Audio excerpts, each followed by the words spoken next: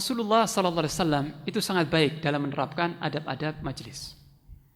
Sebagai contoh ya, Ibnu Ishaq meriwayatkan dalam sirahnya ya, dari Muhammad bin Ka'ab Al-Quradhi radhiyallahu anhu, bahwasanya ketika jumlah orang-orang Islam itu bertambah banyak di Makkah dan ini menggelisahkan kaum Quraisy, maka mereka mengutus salah seorang utusan Quraisy yang bernama Utbah bin Rabi'ah ya. Utbah bin Rabi'ah ini seorang tokoh sayyid ya, orang yang terpandang di kalangan Quraisy, seorang kafir.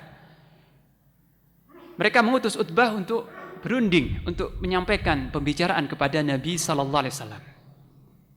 Yang misi yang dibawa oleh Utbah ini adalah menawarkan solusi atau pilihan-pilihan kepada Rasul sallallahu alaihi wasallam. Mungkin ada di antara pilihan-pilihan orang Quraisy ini yang diterima oleh beliau.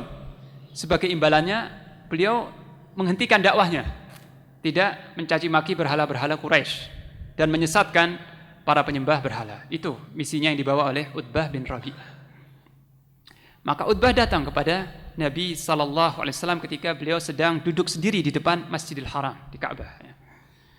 Utbah berkata ya, wahai anak saudaraku ya, wahai keponakanku, sesungguhnya nasabmu di kalangan kami sangat jelas dan kedudukanmu sangat terpandang di kalangan kami.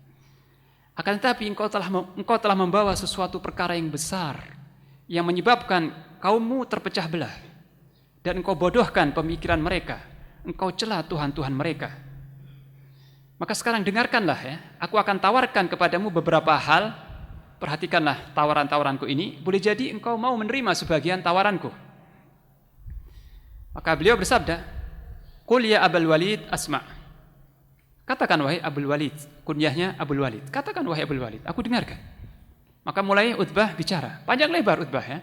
Intinya adalah, ringkasnya, wahai Muhammad, jika maksudmu berdakwah menyeru manusia kepada agamamu ini adalah supaya engkau bisa mengumpulkan harta yang banyak, maka kami kaum Quraisy siap mengumpulkan harta yang banyak, kami serahkan kepadamu sehingga engkau menjadi orang yang paling kaya di antara kami, yang paling banyak hartanya.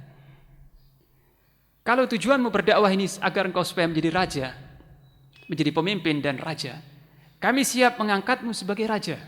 Kami siap menobatkanmu sebagai pemimpin tertinggi yang kami tidak memutuskan suatu urusan sebelum meminta pendapat dan titahmu. Nih yang kedua.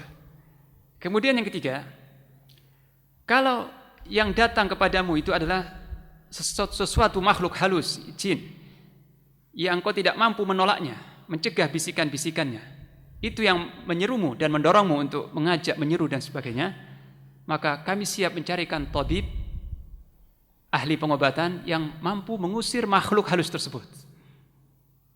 Karena boleh jadi jin atau makhluk halus itu kadang-kadang lebih dominan, lebih kuat dari seseorang, sehingga harus diobati. Kami siap mengorbankan harta kami untuk membayar seorang tabib yang mampu mengobati engkau dari makhluk yang datang kepadamu dan membisikkan kata-kata itu. Ini tawaran Utbah bin Rabi'ah, dan semua tawaran ini, semua ini jelas mengolok-olok dan melecehkan Rasulullah sallallahu alaihi wasallam. Tapi setelah Utbah ini mengoceh panjang lebar seperti itu, maka beliau berkata, awaqad faraghta ya Abul Walid. Beliau tidak memotong pembicaraan Utbah, malah berkata, apakah engkau sudah selesai wahai Abul Walid? Sudah selesaikah pembicaraanmu? Ya, ini kalau masih ada tambahan silahkan ucapkan ya, katakan. Abul Walid berkata, Utbah berkata, sudah selesai. Nah, sekarang giliran beliau berkata ya, fasma' minni, sekarang dengarkan dariku. Utbah berkata, af'al, ya siap, saya siap mendengarkan. Maka kemudian beliau, Rasulullah sallallahu alaihi wasallam membacakan surat Fussilat ya, yang awalnya adalah Hamim tanzilun minir rahmanir rahim kitabun fussilat ayatuhu qur'anan arabiyyan liqaumin ya'lamun basyiran wa nadhira fa'arada aktsaruhum fahum la yasma'un wa qalu qulubuna fi akinnatin mimma tad'una ilaih. Beliau membaca surat Fussilat itu jawabannya ya. Sampai ayat sajadah beliau sujud. Sedangkan Utbah duduk mendengarkan dengan baik-baik. Mendengarkan baik. Ya. Setelah tuntas beliau membacakan surat ini, beliau berkata, wahai Abul Walid, itulah jawabanku. Ya. Maka kemudian Utbah berlalu dari majelis tadi dan berkata kepada kaumnya, wahai kaumku, menurutku jangan kalian merepotkan diri untuk mencegah dakwah Nabi sallallahu alaihi wasallam. Biarkan sudah beliau berdakwah, jangan dicegah. Kalau dia menang dan berkuasa, kekuasaannya untuk kalian juga. Ya, kekuasaan dia itu untuk kalian juga. Kerajaan dia untuk kalian. Kalau dia dikalahkan oleh musuh-musuhnya, kalian tidak usah repot-repot memeranginya. Sudah biarkan dia berdakwah. Begitu komentar Utbah setelah mendengarkan ayat-ayat Al-Qur'an tadi. Yang hendak saya garis bawahi di sini adalah ini adab yang dipraktekkan oleh Rasulullah sallallahu alaihi wasallam sendiri. Ketika seorang Quraisy, seorang kafir Quraisy berbicara panjang lebar, menawarkan hal-hal yang sama sekali tidak layak bagi Nabi sallallahu alaihi wasallam, beliau tidak menukas pembicaraannya, tidak memotong dan berkata, "Diam kamu," atau "Saya tidak butuh itu semua," ya. Tidak, didengarkan baik-baik. Padahal pembicaraan Utbah ini tidak disukai oleh Nabi. Tidak disukai semuanya, tapi didengarkan baik-baik. Bahkan setelah Utbah selesai bicara, setelah saya ngoceh ini, Nabi malah berkata, "Awaqad faraghta ya Abul Walid?" Engkau sudah selesai wahai Abul Walid? Sudah selesai? Yani apa yang ada yang perlu ditambahkan? Ya. Utbah mengatakan tidak. Nah, sekarang dengarkan jawabanku. Nah, tentu secara fitrah, secara logika, Utbah yang pembicaraannya didengar baik-baik oleh Nabi sallallahu alaihi wasallam, ketika giliran Nabi berbicara, Utbah mendengarkan baik-baik pula, ya.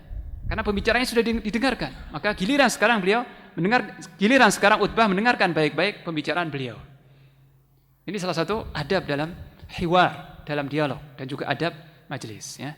Nah, sekali lagi yang terpenting adalah pembicaraan seorang kawan duduk kita. Apa saja pembicaraannya, selama bukan suatu yang haram, bukan suatu yang mungkar, kita diperintah untuk mendengarkan baik-baik pembicaraan tersebut. Menanggapi dengan serius, dengan baik, dengan perhatian, dengan wajah. Tidak memalingkan perhatian kita ke kanan, ke kiri, dan sebagainya. Seolah menganggap pembicaraan ini kurang penting, ya. Tidak, kita perhatikan baik-baik. Kalau dia butuh tanggapan, kita tanggapi. Kalau dia butuh nasihat, kita beri nasihat. Dia butuh solusi, kita sampaikan solusi. Ini termasuk adab majelis dan adab mendengar. Nah, siapa yang menerapkan adab ini? Niatkan ittiba, ya. Bukan sekedar untuk menyenangkan kawan duduk kita, bukan. Tapi niatkan untuk ittiba'un Nabi sallallahu alaihi wasallam. Untuk ittiba Nabi kita.